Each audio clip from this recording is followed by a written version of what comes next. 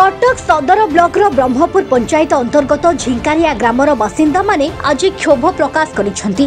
मात्र कटक सहररु 2 किलोमीटर दूर रे थिबा सत्ते मध्य ग्रामर मूलभूत समस्या एपर्यंत समाधान होई नाही।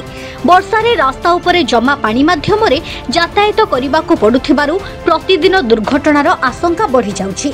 पीवा पानी रे मध्य दूषित जल पाइप द्वारा आसुथिबारु ग्रामवासी माने स्वास्थ्य संकट रे पडिछंती।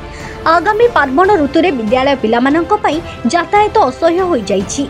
स्थानीय सरपंच को अनेक थर अभियोग करने सत्वे मध्य प्रति बार आगामी दिन में काम हेबो बोली आश्वासन मिलुछि, किंतु कार्य परिणत हेउनाही।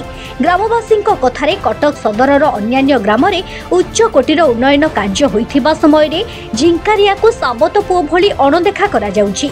आज आंदोलनीय सभारे ग्रामर साही अधिकारी चिन्मय देवता, महंत दुष्मंत नंद, सुकांत कुमार देवता, अजय कुमार देवता, पतन कुमार देवता सहित अनेक ग्रामवासी त्वरित समाधान पाई प्रशासन को दाबी करिसेंती। ये रास्ता प्राय दीर्घ 20 वर्ष एभव हब। पूर्व सरकार थिला बेला पर्यंत एमती अणदेखा, नूतन सरकार पाखापाखि 1 ईयर पाखापाखि हो गलानी, सी भी यही अवस्था। कौन पाई आम झिंकारिया ग्रामवासी की एमती अणदेखा करछंती ता भी आमे किछि चिंता कर पारु कि जानि भी पारु। आई रास्ता रे वर्तमान एते खाली एतिक रास्ता नु प्राय सबू जगह रे पाखापाखि आम गाँव रे पाखापाखि 350 घर आम बसवास कर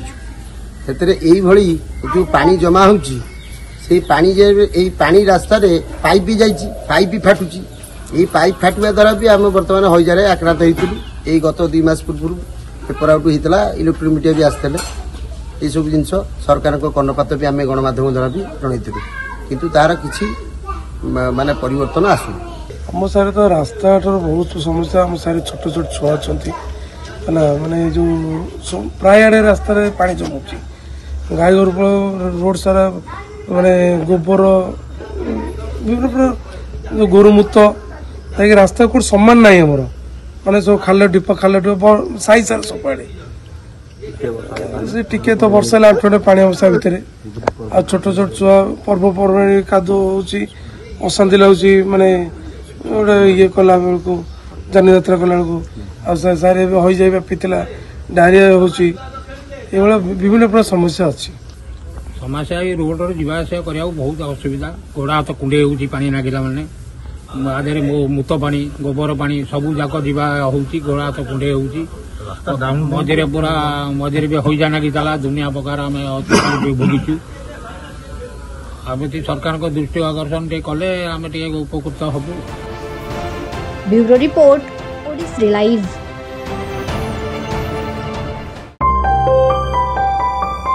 ओडिसी लाइव, सत्य और विश्वासर परिचय।